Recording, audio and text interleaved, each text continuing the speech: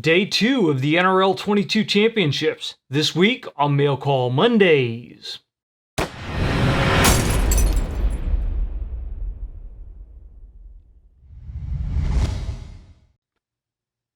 Mail Call Mondays is sponsored by MDT. If you need a chassis system for your precision rifle, check out mdttac.com. I'm John McQuay with 8541 Tactical, and this is Mail Call Mondays, the show that answers your questions about precision rifles, optics, and equipment.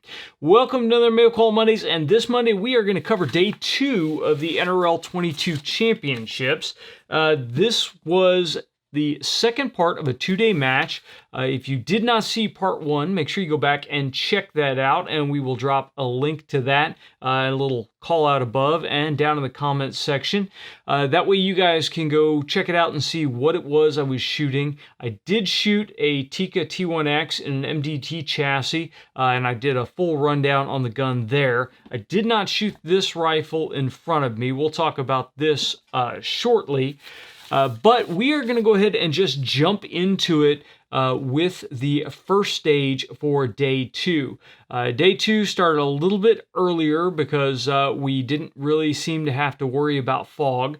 So we got in, everybody got their gear out pretty quickly. We were rolling out, and again, I was on Squad 7, so on the second half, we had 10 stages to shoot out of the 20-stage match. We started on Stage 17. Stage 17 was titled, Keep It On 4 Tires. It is a 120-second time limit, and round count is 12. Ranges and targets are beer bottle targets at 107 yards, 145 yards, 178 yards, and it was 10 points per impact. The equipment is any equipment the shooter uses must be carried to the firing position. Start position is standing, rifle in hand, magazine in, and bolt open. The description is, on start signal, shooter will engage the beer bottle at 107 yards with 3 rounds from the tire laying down. Shooter will then move to the first standing tire and engage the beer bottle at 145 yards with 3 rounds. Shooter will then move to the next standing target and engage the beer bottle at 178 yards with 3 rounds, and then shooter will move to the suspended tire and engage all 3 bottles with 1 round each. So on this one, you had a couple of things going on. First of all, the tires were in various different positions, so you had to build a position on each. You had to manage your dope, and since you were firing multiple shots at a single target, generally dialing was the best way to get to it. So dial your dope on before you start for the first target. Once you get on that first target, you engage it, 3 shots, move to the next, 3 shots, move to the next, 3 shots, and then the last 1 shot on each. So that gives you 12 rounds total. Now these tires were a little bit tricky. They were in various different orientations, down, kind of sideways to you, then end on, and then suspended. And so each one of those positions required a little bit different setup on the gun. I pretty much chose to rely on the Game Changer for most of the positions. I thought that was going to be the steadiest, and then filling in with the pump pillow. But what I found as I got onto the higher tires is I really was not getting stable.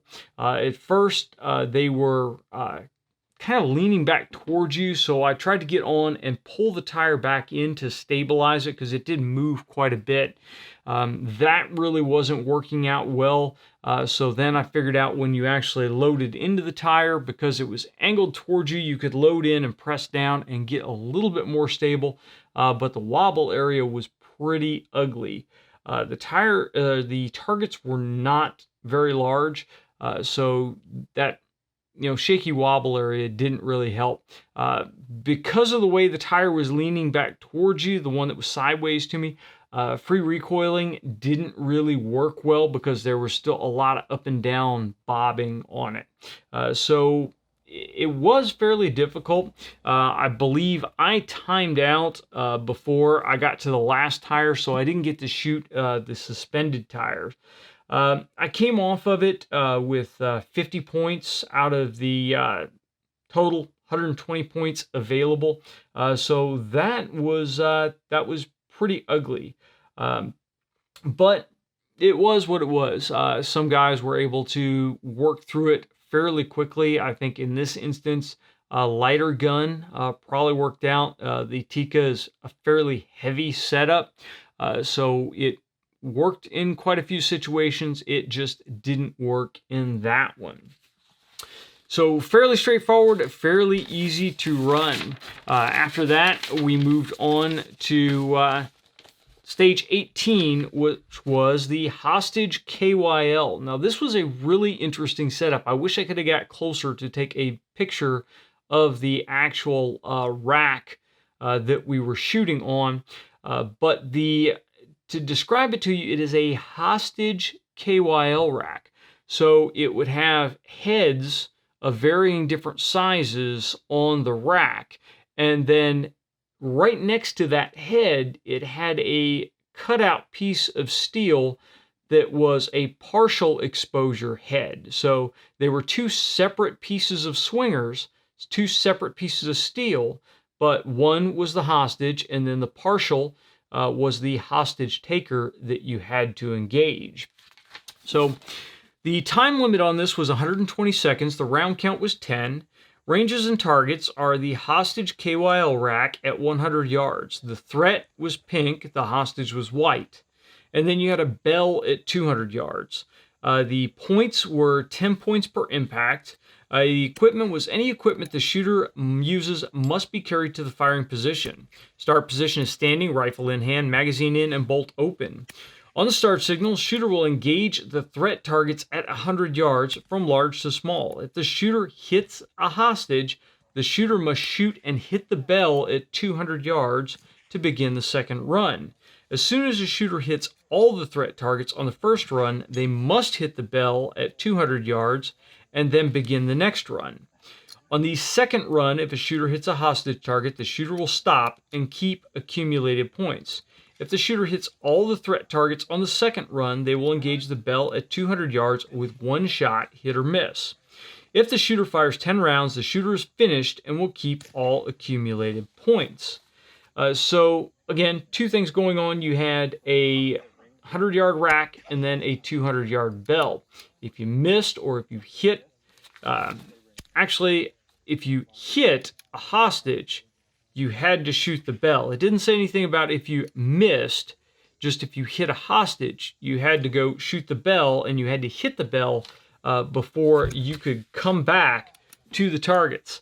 So on this one, I came off of it with 70 points. There really wasn't any wind for it, thankfully, but I got psyched out when I got to the smallest of the target and held a little bit too safely and missed. I was able to get the bell, held center, missed, held right edge, missed, and then held center again and hit. So there was something strange going on with the wind for the bell. I did have 2 failures to feed on that, which ate up a little time. And unfortunately, when you have a failure on the gun, it's difficult because now you're pulled out of the shooting problem. You have to go into the mechanical fixing the gun problem, and then you have to get back into it, make sure the wind hasn't changed, make sure everything's still good, and then get your shot off. So a lot of guys really got psyched out because as you got down into these smaller, really fractional head targets, it got pretty difficult. Again, you had to pay attention.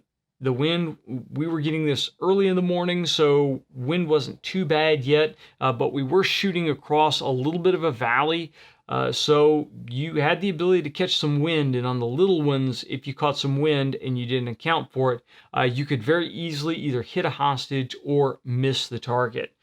So thankfully I didn't hit any hostages. I did get one miss, but then picked up the miss.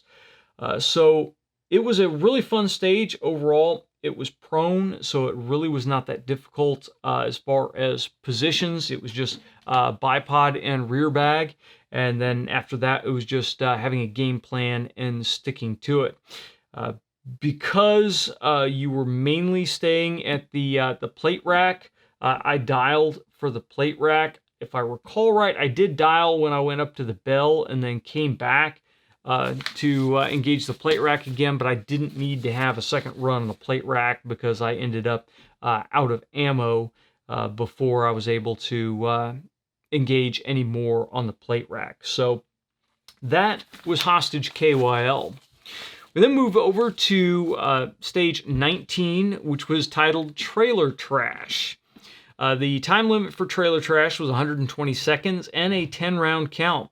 Ranges and targets were a 2-inch plate at 80 yards, 3-inch plate at 100 yards, 4-inch plate at 125 yards, and a 5-inch plate at 150 yards. It was 10 points per impact, and the equipment was any equipment the shooter used must be carrying to the firing position. Start position is standing at the back of the trailer gate, rifle grounded on the trailer, magazine in, and the bolt open.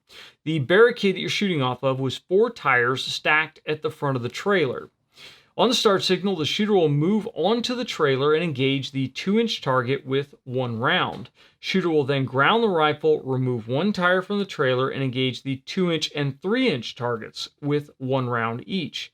Shooter will ground the rifle, remove 1 tire from the trailer, and then engage the 2-inch, 3-inch, and 4-inch targets with 1 round each.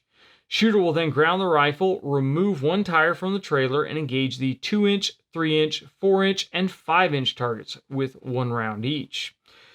Young guns, they did allow a little bit of help for the young guns because these are rather large tires that you were throwing. So if a young gun was not able to move the tire, they just had to ground the rifle.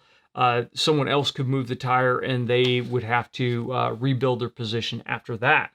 I chose to run bipod extended and use the Game Changer as a front support. So the bipod wasn't actually there for shooting support. I wanted the bipod extended because you had to ground the rifle before you moved the tire.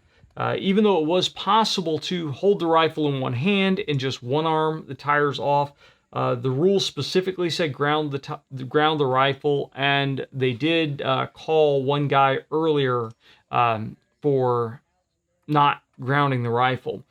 So they were very clear on that. Rifle had to be set on the ground, and the bipod extended meant I didn't have to spend a lot of time setting the rifle down. I could set it down pretty quickly. I wasn't worried about it rolling over, banging turrets, banging the scope, falling off the trailer, or anything like that. So that was fairly easy. Because we were going between different targets at different distances and the position was not super steady, I chose to keep my turrets zeroed out and just hold for the different yard lines. That tended to be what most shooters did because you had to fight 2 different instabilities. The trailer had some movement on it because of the suspension of the trailer, and then the tire stack, as it got higher, even your weight on the gun would move the tire stack. So you had to put a little bit on the gun to be able to get the elevation to where you needed. I did go with the forend because of the angle of the trailer. The bag under the forend worked fine, and then the buttstock almost on the back of the tire. That seemed to be the best position to be able to get it done. I came off with 60 points. I held elevation, but I timed out before the end. I was trying to go as quickly as I could and not really jiggle everything, but as I went back and I looked at the video, it definitely looked like I was moving way slower than I should have. So that's where I ate up a good amount of my time.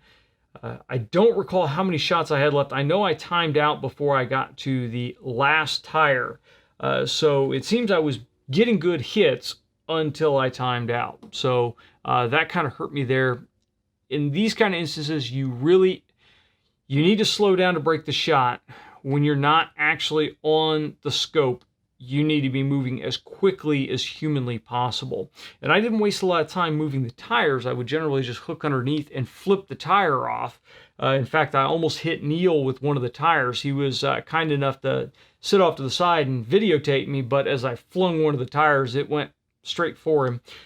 So thankfully it didn't hit him, and he was still able to get good video of me shooting the stage. But just getting the rifle back up and getting into position, it looked like I was burning way too much time. So that was trailer trash. Let me move on to stage 20. Stage 20 was unknown distance.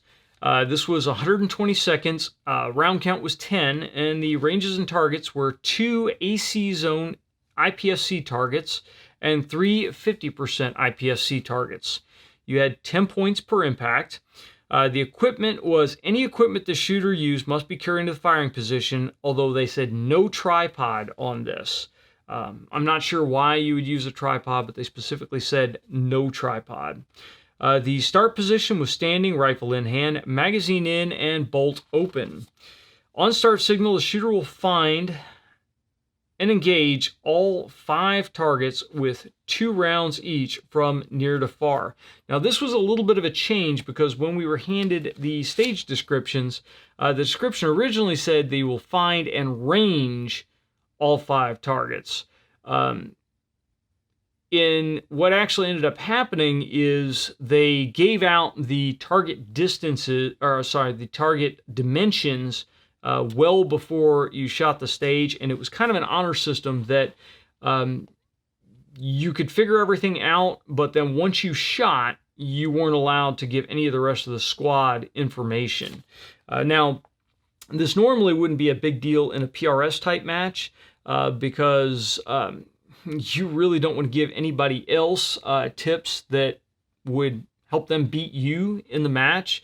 Everybody kind of wanted to figure out their own stuff, but we have seen before in PRS matches when you have sponsored teams up there, generally they will send a dummy up first to shoot it and see if the math was on and see if the ranges were correct, and then at the end of it, everybody in the squad had the info because people are texting the info back and forth. So I didn't see any of that go on this one. Thankfully, everybody seemed to be doing pretty good. Now, our entire squad worked together to make sure everyone had the ranges before we started shooting it.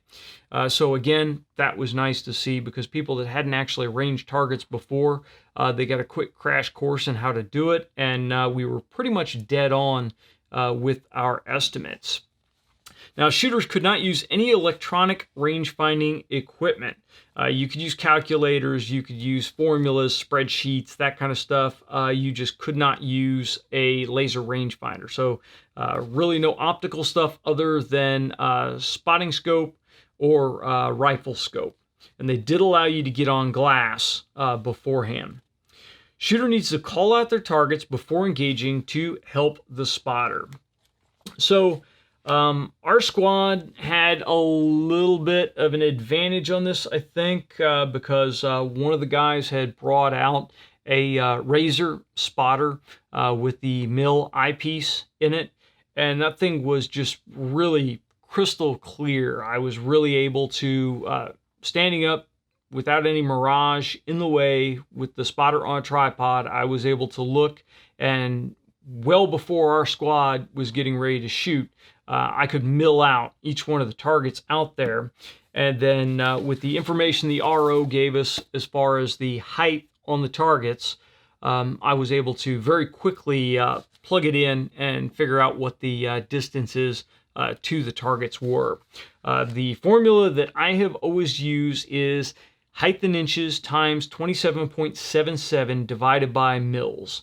Now you have to be fairly precise on this. Mils, you have got to go down into tenths and sometimes half of tenths of the mil to be able to actually use this formula accurately. It has to be 27.77. If you start rounding lower and lower, you start to really cause some issues with errors in the formula.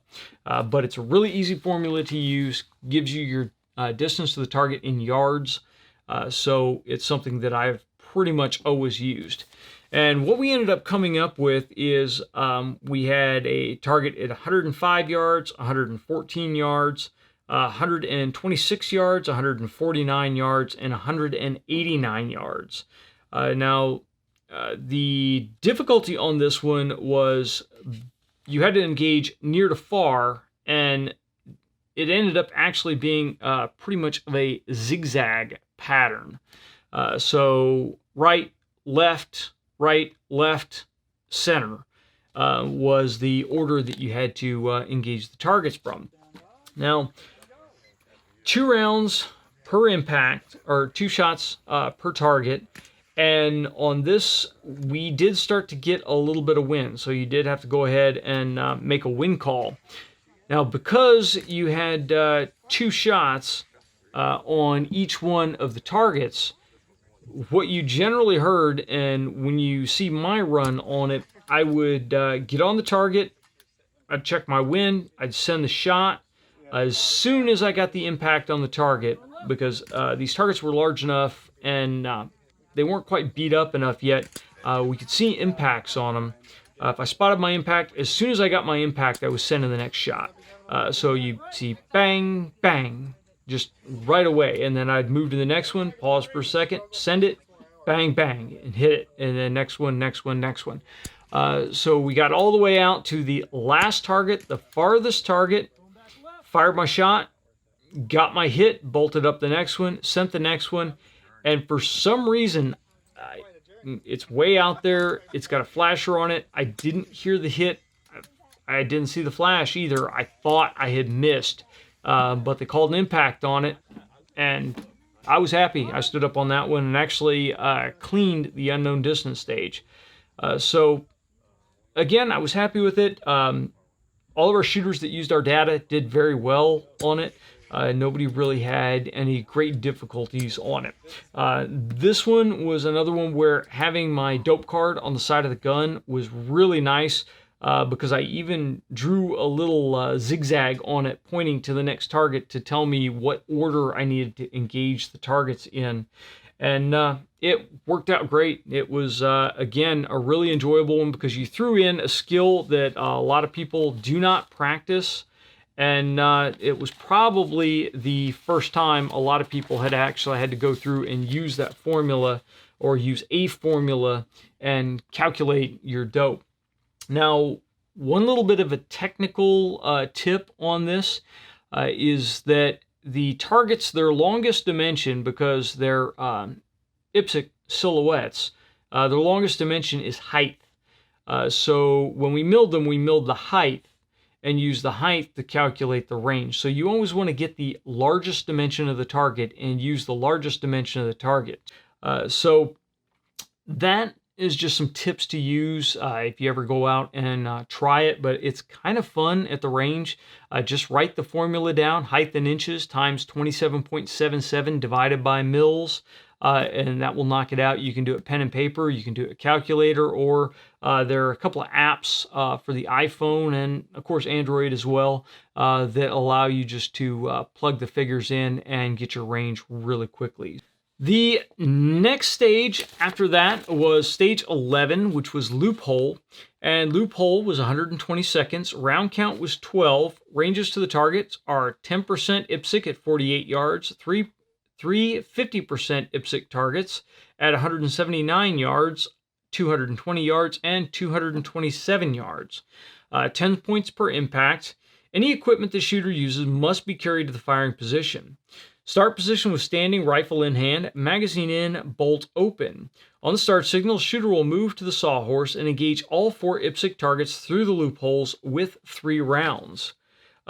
This one was a very challenging stage for a lot of shooters. So there was a sheet of plywood with various different holes cut in it, and then there was a sawhorse set behind the board. And then, of course, you had your targets at range out there.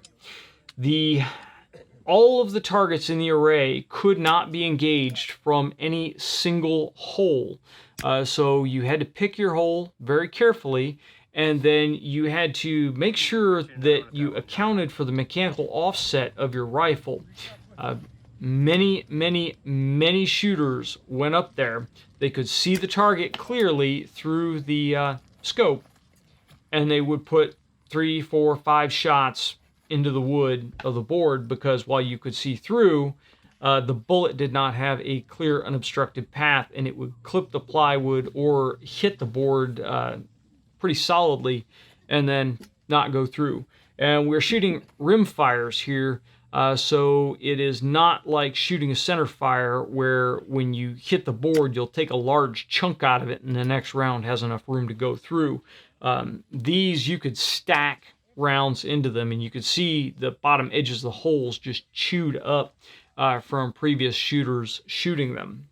So the 100-yard or the 48-yard target was very close and at a very hard downward angle, and then the other targets kind of stretched off to the side. So when I went up to shoot, I started on the extreme right edge of the sawhorse, and I had to I actually misjudged to begin with, and I had to move over a little bit to select the hole that was tall enough, because it was basically two hole saws cut through the board, so it's kind of an oblong port.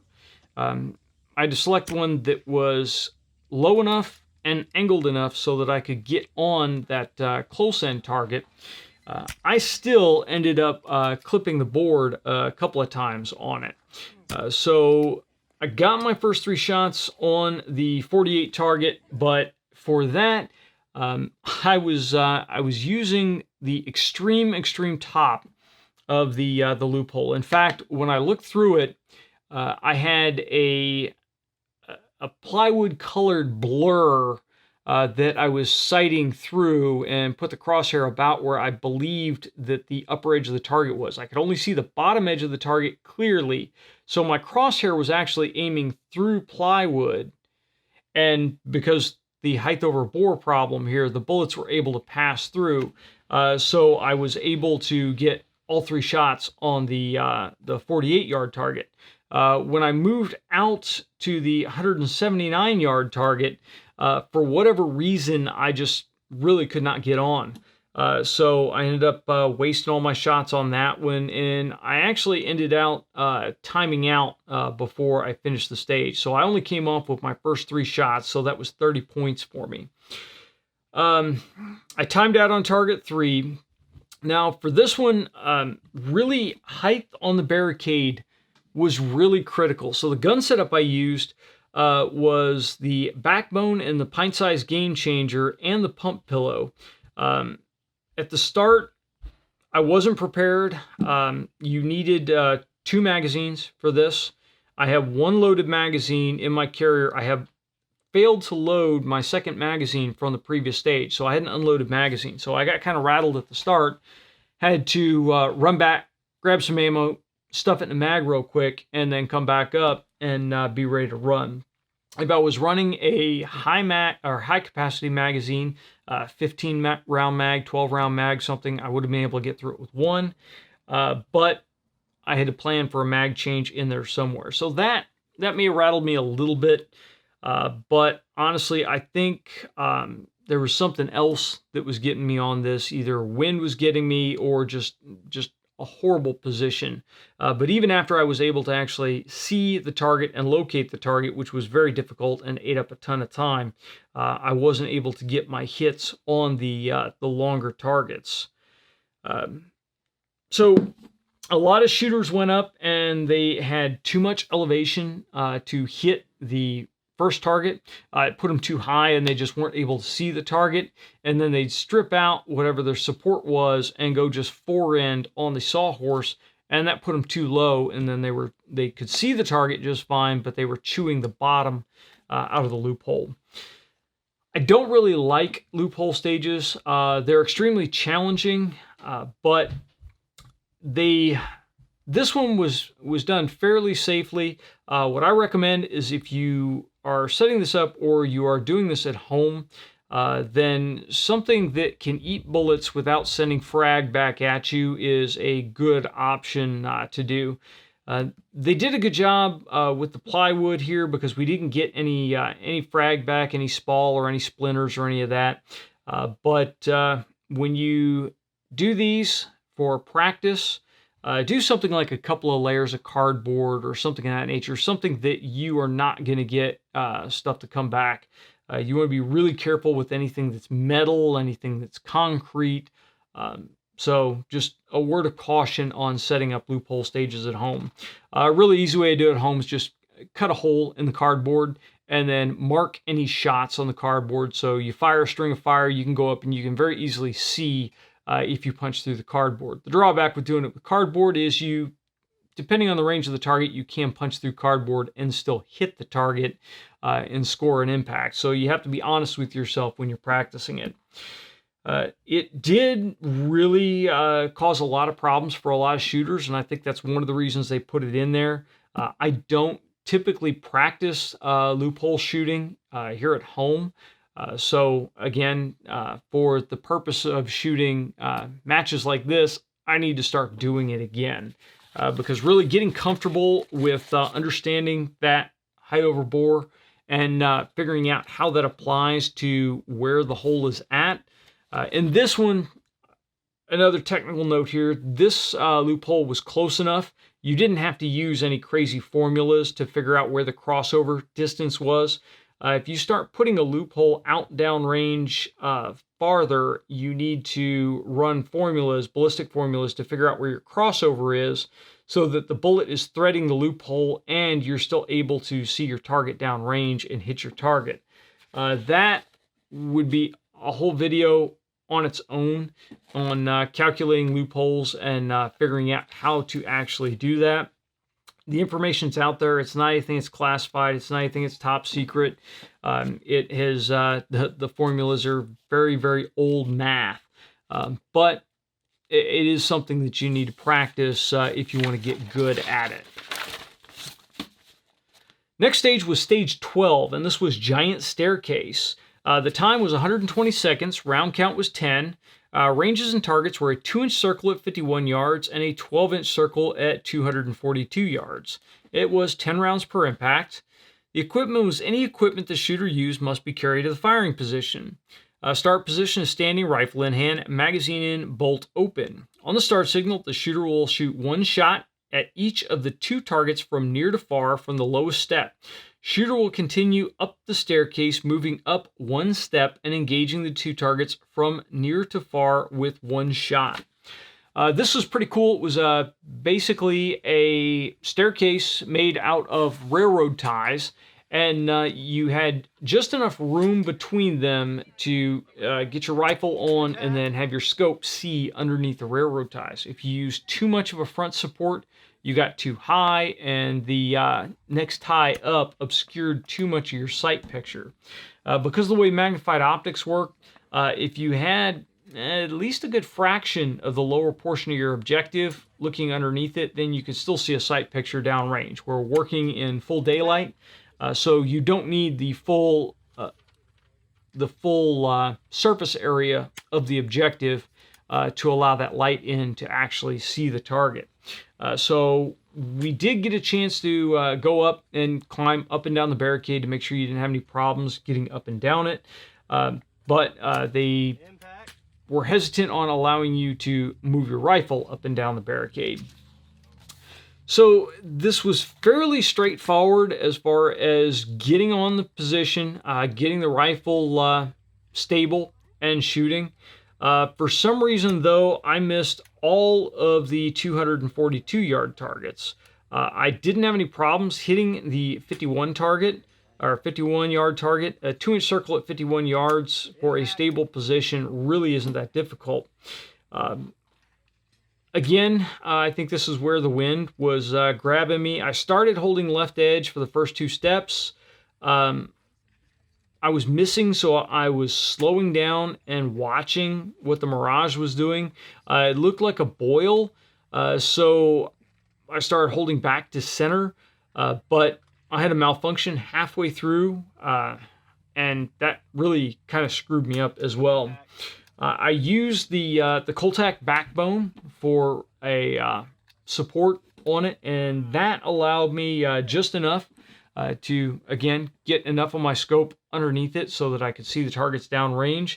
And with the backbone in the center of the rifle, again, with the Tikka balanced out as well as it was, I could just apply pressure to the center of the rifle, get it really stable, and then break the shots. So stability really wasn't an issue for me. It was just getting my wind call and then clearing the malfunctions.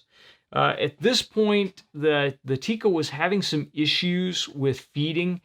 Sometimes I would go to chamber a cartridge, and instead of the bullet going into the chamber, the bullet would go straight up on the breech face. And once it did that, when I brought the bolt back, if I tried to feed another one, it would feed another cartridge and double feed and just cause all kinds of problems. Or it would just close on that one if it was still jammed in the magazine.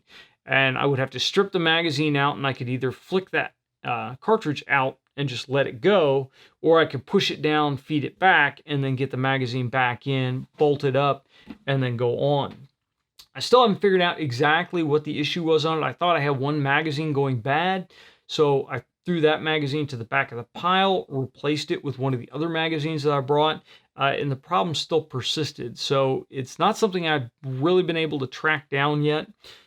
I did fully clean the rifle since then, but the issue still persists. So that's going to require a little bit more evaluation on my part. But that would plague me really for the rest of the match. So again, I came off of that with 50 points. Not really feeling confident about knowing why I was missing. So that's never a good thing. Then we moved over to holdovers, and holdovers was a 122nd stage and 14 rounds. Ranges to the targets were a 1-inch target at 50 yards, 1.5 inch at 60 yards, 2 inch at 75 yards, a 2.5 inch at 90 yards, a 3 inch at 100 yards, a 3 inch at 110 yards, 4 inch at 125 yards, 4 inch at 135 yards, and a 5 inch at 150 yards. Points were 10 points per impact. Any equipment you wanted to use had to be carried to the firing position, and you started standing rifle in hand, magazine in, bolt open. On the start signal, shooter will take a prone supported position and engage targets in order using holdovers only. Now, here's where it got really interesting. The shooting order was 50 yard, 60 yards, then 50 yards, 60 yards, 75 yards, then 60 yards, 75 yards, 90 yards, 100 yards. Then 100 yards, 110 yards, 125 yards, 135 yards, and 150 yards. If the shooter touches, not if you dial, if you touch the elevation dial after the start signal, you automatically earn a 0 for the stage. So if you forget and you reached up and touched the turret to turn it, you're zeroed out. Now, some shooters were running Collis scopes that have a parallax adjustment underneath the elevation turret. The RO just requested that you tell him when you go up that you have that scope and that you need to adjust your parallax. So with the wide range of targets, you had to dial your parallax. You couldn't leave the parallax alone. You just really wouldn't be able to see your targets. So this one definitely required you to go up there with a range card, and thankfully it was a prone stage. So I pretty much wrote things out on my paper, and I could go up there and just drop it next to me. Up here, I actually had the dope written to each one of the targets. So that really wasn't that big of a deal. And then they told us you could have a teammate call for you to keep you on track. So you could have one of your other squad mates, you could give them your dope, or you could give them your sheet. What I ended up doing is I had Neil call ranges for me, and I have my dope card on the side of the gun, so I could just dial dope. So I had a plan. I went up there and decided what I was going to do, thought this was going to be fairly easy, and then really kind of screwed up on it. So again, it was 14 rounds, so 10 points per impact, so it was 140 possible. I came off of it with 80 points. So I started shooting, went through, I got to the 100-yard target, and when I missed at the 100-yard target, you had to hit to move on. The 100-yard target had some black piece of metal or plastic or something behind it. It was a really wide rectangle, so missing on the 100-yard, you got no feedback. You couldn't tell if you were just off one edge, just off the other edge, high, low, whatever, because you couldn't see anything move behind it. This thing was just absorbing the shots. So I ended up timing out on the 100-yard target, not actually getting a hit on it. So I came off with 80 points. To add insult to injury, so I did that. One of our young guns in our squad went up there and just cleaned the stage, just ran it like nothing and owned it. So she did an amazing job on it, and I didn't. So that was the no dial stage. The key to there really was not getting lost in the targets and making sure that your partner was keeping you on track. The smart thing to do was have your partner call out your dope instead of your range, so you didn't have to look at the card. All you had to do was dial the dope on, and hold the dope, and then hit the target. So that was the smart way to do it. I prefer to look at my card because that's already what I had programmed in my brain, but it just hitting that 100-yard target didn't work out for me. The next stage was called Triple Threat, and this was stage 14, and it was a 120-second time limit, 9 rounds, and the ranges of the targets were a 50% IPSC, a 25% IPSC, and a 5% IPSC at 100 yards. The points were 10 points per impact, and the equipment was any equipment the shooter used must be carried to the firing position. Barricades were rope tied between 2 T-posts, a plastic sawhorse, and a cinder block. The start position was standing, rifle in hand, magazine in, and bolt open. On the start signal, the shooter will choose their first barricade to shoot from. Of the 3 barricades, the shooter will shoot the IPSC target from small to large. If the shooter misses a shot, the shooter will move to a different barricade. When the shooter hits all 3 IPSC targets, they will move to a different barricade. Shooter must use all the barricades before returning to their first choice barricade. So, of course, you had the cinder block there. Cinder block was top choice for everybody because you get the gun on it. It's pretty much a supported prone position. You're good to go. The sawhorse tended to be the second choice for most shooters because, again, the sawhorse was a fairly solid position. The rope was actually a ratchet strap between 2 posts, and it had a good deal of bow in it, and then it had part of the ratchet strap came down at an angle and was tied to the bottom of one of the posts. What that kind of gave you is when you dropped a game changer across it, the game changer sat on the top and then it came down and kind of grabbed that part that was going down at an angle. So depending upon where you put it on there, it could grab that bottom strap and give you a little bit more stability than if you were just dropping the forend on the strap alone. I didn't even think about it for some reason until I watched another shooter go up there and do it after I had shot. But the most stable position for that is just to run the game changer all the way over against the post and then drive the rifle against the post. So then you're using the post for stability. You don't even have to worry about the sway on the rope. So that was the preferred way to run the rope. I came off this with 60 points out of 90 possible. I used the game changer and I used a pump pillow as my rear support just to fill in any gaps in my body. I got 3 hits from the block. I got a miss on the strap and a miss on the sawhorse. Then I got a chance to go back to the block and got 3 more hits. So that was the nice thing about this is when you missed, you had to move. So if you missed quickly from the other barricades, you got to go back to the cinder block and get on the cinder block and run it again. So again, I got my shots off, but I got my hits from the cinder block. I wasn't intending to dump shots, but that's the way it worked out. If I remember right on this one too, kind of a little bit of a eye-opener was once you got on the sawhorse, depending on where you were at of the sawhorse, there was a limb downrange that was hanging down that was obscuring one of the targets. I believe it was obscuring the first target.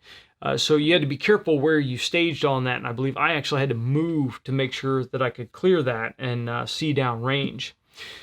So on this, you needed to be prepared to move. As soon as you missed, you need to move, because again, if you missed and you took too long thinking about it, you're burning time that you could be using getting into the next position.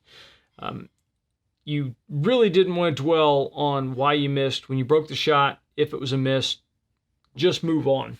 Everybody wanted to work their way back to the center block once they started missing, because again, that was the easy place to get hits. Yeah, it was a fun stage. At this point, the sun had come out. We were getting cooked pretty good. So everybody was crowding under the couple of canopies that they had out there for the ROs. But everybody was still having a great time. Things were still moving smoothly, and we were getting through pretty quickly. Then we moved over to stage 15, which is the Yeti mic mover. This was 120-second time limit, 10-round count. The targets are large and small Yeti targets on a DM mover at 124 yards. The points were 10 points per impact, and the equipment is any equipment the shooter used must be carrying to the firing position. Start position was standing, rifle in hand, magazine in, bolt open. On the start signal, shooter will take a prone supported position and engage the small Yeti target. If the shooter hits the small Yeti target, the shooter will engage the large Yeti target with 1 round hit or miss. Shooter must hit the small Yeti to earn their shot at the large Yeti. Once the large Yeti is engaged, the shooter must return to the small Yeti and earn another shot at the large Yeti. This will continue until all 10 rounds are fired.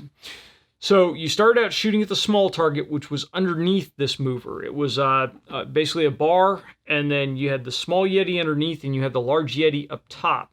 You had to hit the small guy before you could earn a shot at the big guy. Now, it wasn't confirming. You got points for each one that you hit. So if you hit the little guy and you missed the big one, you still got the points for hitting the little guy. But you couldn't fire another shot at the big guy until you hit the little guy again. The mover was trucking quite a bit. So I ended up with 60 points on this. If I remember right, I was the first up on this one. So I had to kind of feel out what the lead was going to be on it. I started with a 3 mil lead, which was based on a 2 mile-an-hour mover, and I ended with 2 mils to the leading edge. So again, 2 mils is a pretty significant space, which gave us about 1.3 miles an hour, I think. That was what we figured out on it. But the small Yeti was relatively small, so it was a pretty interesting run. You got into a rhythm after the first couple of shots, so it was pretty fun, and I didn't have much of a problem of dinging a little one and then going up and popping the top target after I got my lead dialed in. So I did miss a couple of shots, I think, because I broke the shot too late. Timing is really a huge thing with moving targets. So once you get your lead, I generally like to use the leading edge of the target. I will trap, so I'll jump ahead, I'll pause, and then when the target breaks the mark that I've decided is my lead on it, when I see that leading edge touch that mark, I'm breaking the shot. And that usually gets me where I need it to be. It's personal preference on if you lead to center or lead to leading edge. Most shooters I find like to lead to leading edge because the leading edge is the most definable portion of it. So it's easy just to anchor your eyeball on the mark on your reticle that you want to use on your horizontal stadia. And then when the target trips it, you use that as a tripwire to fire the shot. So that's my technique on it. There were some shooters that tried to track. So the two main ways to engage a mover is ambushing. So you come ahead, you stop, and you let the target move into your reticle, or tracking, to where you try to keep your lead on the target and track it as you break the shot. I just find that ambushing is the easier way to do it. The gun is more stable when you're ambushing because you move ahead, stop the gun, you get the gun stable, and then you break the shot at the right point.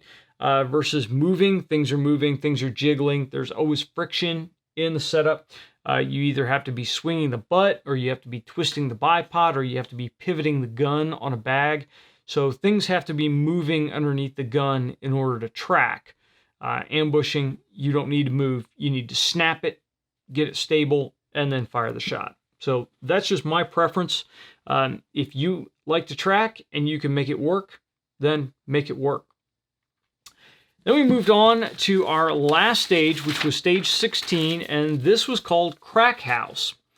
It was 120 seconds. The round count was 10 rounds. Ranges and targets were a 5-inch plate at 131 yards and a 5-inch plate at 135 yards. Points were 10 points per impact. The equipment will be provided inside the crack house. Start position is the ROL ground shooter's rifle inside the crack house, magazine in, bolt open. Shooter will be standing outside the crack house. On the start signal, the shooter will move into the crack house. Shooter may use any equipment provided inside the crack house. No rail-mounted equipment may be used by the shooter other than a bipod. The shooter will engage the both targets from left to right with 1 round hit or miss from 5 of the 9 windows inside the crack house. 2 shots from each window the shooter chooses. So this was a small playhouse. It had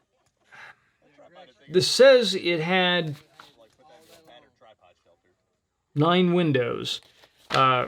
Really only 5 were viable for shooting this. I think everyone shot through the same 5 windows. So you had a low left and right, high left and right, and a center window. There was quite a few different styles of rear bags. There was a tripod that they set right in the middle of everything, and so you had to choose what you wanted on the fly. Now they had a Weebad mini fortune cookie up there, which I pretty much as soon as I knew I was going to use that, because taking the fortune cookie, flipping it upside down, and putting it underneath the fore end of the rifle just ahead of the mag well allows me to get really stable on wide 2x4 barricades. And this was basically a wide 2x4 barricade. The trick here was the targets, although they're almost the same ranges and almost the same sizes, you have 1 target over here and 1 target over here. So when you got in there, you had to fire at each target from the same port. You ended up having a pretty extreme swing, and you had such a far swing that you had to shimmy your body over, and then you were almost against the side of the house when you're inside this little playhouse. So there was a lot of shuffling, a lot of movement, and then you had to get the gun stable and break the shots. I really, really did horribly on this. I only got 2 hits on it. Misses were almost impossible to spot. I didn't see any wind going on out there, and it felt like my first shots were breaking high. So I don't know. We didn't check the dope on any of these. There were a lot of misses going on, but it's difficult to tell if the misses are due to the messed up shooting position that you have to get in, or if it's due to incorrect dope, or if it's due to heat or whatever. We were in the heat of the day at this point. Everything was hot. We were worn out. The guns were hot. The guns are sitting out in the sun while you're waiting. So there's a possibility that some heat was soaking in and my dope had shifted a little bit. There's also the possibility that I was just getting a horrible position and not breaking my shots cleanly. So it was interesting though, because they had a really confined space. You had to move in the confined space. You had to thread your rifle in and out. This is one of those places where my choice to not run my suppressor was pretty good, because on the Tika, the forend comes right up to the end of the barrel. So I don't have to worry about banging the suppressor as I'm moving it around in there. And I have the shortest package I can to move in and out those ports without having to come totally out of this little playhouse and go back inside to get the rifle stable. It's a fun stage to do because you have to think out of the box. Luckily, one of the pieces of equipment they had there was one that I'm familiar with using, so it was an easy choice for me. They had a couple other bags that I heard shooters come out and go, that wasn't a good choice. They didn't like that piece of equipment. It was too difficult to get stable. So a lot of times using and working with a wide variety of equipment so you know what works for you and what doesn't is a good thing.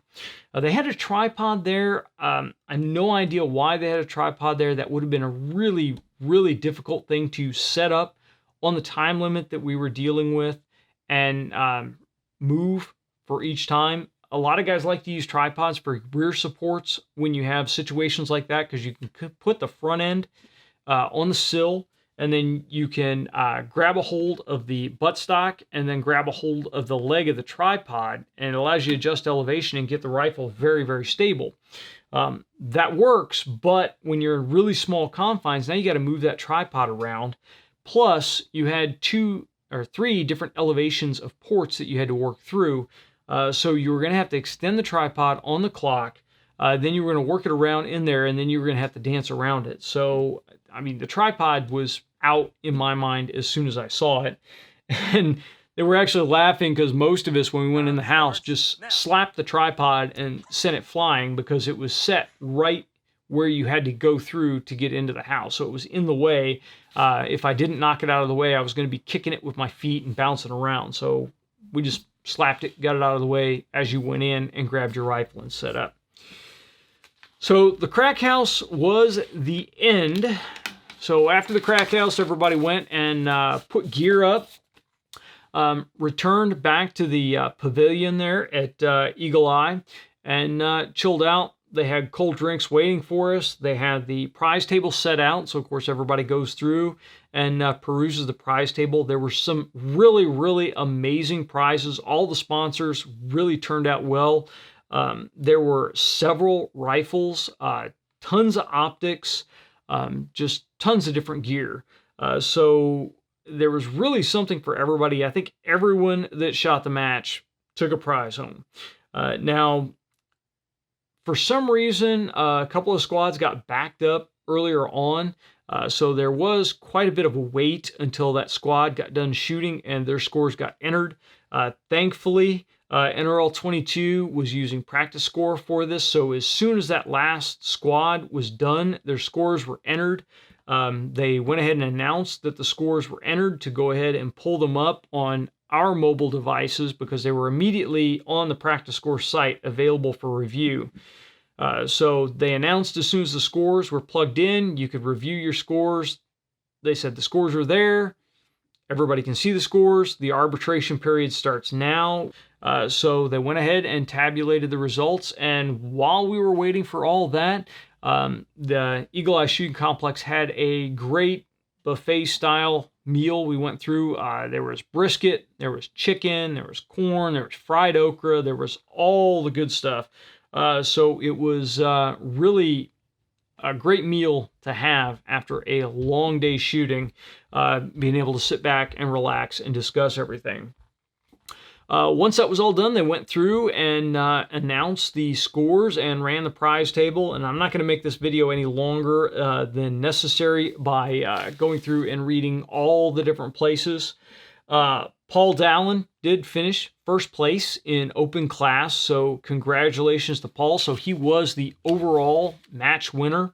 All the rest of the results can be found down in the link in the description below to the practice score page, and you can go down and you can look at everybody. Now, of course, everybody's going to want to know where I finished. I placed a horrible 84th out of 100 shooters. So 84th is where I finished. I made way too many mistakes, and at the end of day one, I knew I had shot my match down in flames. So I really wasn't worried about it. It was just about having a good time. Squad 7 was absolutely awesome. No one was taking anything seriously. It was just a good time to joke with all of the guys and girls in the squad. So it was a great bunch of people. And really, a good squad makes or breaks your match. If you've got a good squad, you really enjoy the match. If you've got people that are just griping and groaning and having a bad day, then it really just kind of brings everybody down. So don't underestimate selecting a good squad when you go out there. So all the guys from Missouri were absolutely great. I really enjoy shooting with them anytime I get the chance. Now, once the scores were read, The top 3 finishers in the classes each got trophies, really nice, big painted trophies. And then they went through and they went through each place, through each class, and they did a really convoluted calculation to figure out, because obviously open class was the largest, how many shooters to call in open class before they called shooters in their place that they finished in the other classes, so that everybody kind of got to go through the prize table and pick something nice in the order that they finished. As I said, I placed 84th. I definitely don't need any more hats and stickers, but even at 84th, I ended up picking up a really nice Mora knife for camping, backpacking, whatever. So again, even where I was at, I could grab something that wasn't a hat and wasn't a sticker. Again, the overall time out there was just absolutely great. I enjoyed the whole match. There were little things here and there that could have been done to make things run smoothly, but the ROs did an excellent job. Again, they were all volunteers. Bushnell and Bagara were the title sponsors for the match, and they were absolutely amazing. They had staff on hand to help out. Voodoo, who has always been a big sponsor of NRL22, they were out there and they actually had factory support for Voodoo rifles. So if for some reason you need help with your rifle, then they had their gunsmith there on scene to help you out. So really nice to see that kind of support. Now we'll get to this right here. The reason that I have this rifle in front of me, this is a Bagara B14R Steel. So Bagara was one of the title sponsors for the NRL22 championship, and we talked to them out there, and they were very quick to be able to get us the B14R rifle to be able to start a review on. And again, it is topped with a Bushnell Forge right now. This is a scope that you saw on the Tika for quite a bit. So Bushnell, again, was also a title sponsor, and all of the ROs got a nice set of Bushnell 15 power binoculars that they were using for spotting, and a tripod to go with it, and those were theirs to keep and to take home. So really, really awesome to see that they supplied all that gear. Both Bagara, Bushnell, and Voodoo, and quite a few others had some really fantastic prizes laid out on the prize table. So it was a great time. Sponsors really kicked in, and the sponsors really helped this thing go forward. The range of rifles that you saw out there, we'll talk about that real quick. There were a lot of Bagaras, a lot of Voodoos out there, but then you saw quite a few Tikas, quite a few CZs, and quite a few Rugers, both the Ruger 1022, the Ruger Precision Rimfire, and the Ruger American. Pretty much most of the precision-oriented gun manufacturers were represented. So there's a pretty wide variety of guns out there. Now, my view on this, after having run the Tika and run it hard over 2 days, the championship was much more difficult and much more demanding than you would with a regular NRL22 match. So I learned a lot of things about gear setup and going forward, how I'm going to set my rifle up for that kind of match. I've got the B14R up here as an example, but a lot of this is going to apply to the Voodoo as well. Now, Voodoo is quite a bit more expensive than the B14. That's why I grabbed the B14 for this instead of the Voodoo, because a lot of the features are the same. One of the big things we'll talk about here is magazine. Now, the Bagara magazines are only 10-round magazines. The good about them is that they are large magazines, and so if you already have a precision rifle magazine pouch, it is more than likely an AICS style magazine, so these magazines will fit in that pouch. So it's very easy for me to have a Kydex or a large nylon magazine pouch on my side, and to grab this magazine and get it in the gun fast. You just have to get that little tower that the rounds are in there, and the magazine slides right in and locks in pretty quickly. When you're dealing with the Tikka has much smaller magazines, and you need to make sure you get them back against the trigger guard and get them fed in. Smaller magazines mean they're more difficult to fish out of a pouch. The pouch that I was using was a Coltac elastic magazine pouch that is designed for the AICS magazines, so it's a little large for the T1X magazines.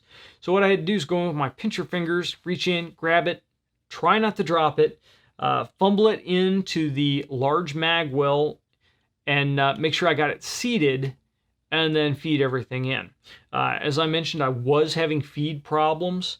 When we talk about this rifle here, and again, the Voodoo as well, it is a control round feed rifle. So this little tower places the bullet right behind the chamber, just slightly lower, and as soon as you hit it with the bolt, the cartridge pops up and is held by the bolt face and runs straight into the chamber. So there is a minimum of things to go wrong with feeding issues. So large magazines, easy to get a hold of, easy to get in the gun, and straight line feeding into the chamber. That's really nice. The other thing is that you've got a really large bolt handle that is easy to get a hold of. Now I ran the Stark bolt handle on the T1X. So that is a good thing. Advantage to the T1X is a short bolt throw, short bolt lift, so it's only a 60-degree lift, whereas both the B14 and the Voodoo is a 90-degree bolt lift. So you do have a little bit more of a bolt lift there. Gun setup, I'm still on the fence on if going with the heavier Tikka was the best way to go. I need to go out and set up some drills and run with the heavier gun and run with the lighter weight gun and see which one I'm really quicker at. The advantage is moving a lighter weight gun is quicker. There's really no question about that. Picking it up, moving it through ports, slinging it around, lighter weight gun moves quicker. But the heavier gun settles quicker. So that extra mass, as soon as I get dropped in there and apply a little bit of pressure to it, the gun settles down and is ready to shoot.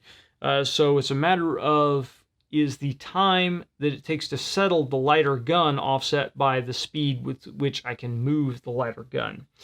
So that is something that we are going to have to see going forward. These heavier rifles, though, as opposed to a really light 1022 or a light Ruger American, they just feel better to me as a shooter. They feel more like a solid, real rifle, not like a kid's toy. So I like the larger, heavier feel. Shorter barrels, I'm a big believer in a 16-inch barrel for these kind of matches. Even with the ranges that we're shooting to, 16-inch barrel, I think, would really help with getting in and out and through barricades. I was comfortable with my choice not to run a suppressor on the gun. I really like shooting with a suppressor. I'll continue to shoot a suppressor at the local matches, but it was one less thing to worry about. It was less mirage in front of the gun when things started to heat up. It was less length to work with when you're in things like that crack house where you've got to move in and out of tight ports and a tight distance to move. So we will be doing a series not too distant in the future, not a Mail Call Mondays thing. This will be totally separate from that. And we are going to talk about building up a 22 for long range. And we are going to go from gun setup, data gathering, dope gathering, and then out to the range to shooting out to 400 yards. So if that's something you guys are interested in, make sure you drop a comment down below and make sure you subscribe to the channel, and that way you can get notified when we release that. And I think that's going to do it for this video. I really want to thank the guys at NRL22 and the guys at the Eagle Eye Shooting Complex. And of course, as always, all the ROs that make it possible. You really can't shoot a match without ROs. So they're out there cooking in the sun. They're out there having to deal with all the same things the shooters are dealing with, but they're just doing it to help support the shooting sports. So again, thank you very much for all the ROs that were out there. Every single one of you did an awesome job. And hopefully I got to thank you in person while we were at the stages. But if I failed to. I apologize for that, and I'll tell you thank you now. So that's going to do it for this Mail Call Mondays, and that's going to do it for the wrap-up of the National Rifle League Championship in Tennessee at the Eagle Eye Shooting Complex. If you guys have any questions or comments over anything I've covered on this video, please leave it in the comments section down below or send it to us on Facebook or Twitter. If you like the video, please make sure you like, share, and subscribe, and click that little bell icon so you get notified when we release new content. YouTube likes to bury gun videos at the bottom, so clicking notifications on will help you know when we send out videos. And if you want to help support the content that you know and love, please check us out over on Patreon. And for those of you guys that are sick of 22 content, don't worry, we've got some centerfire content that is coming up very soon. Until next time, get out and shoot.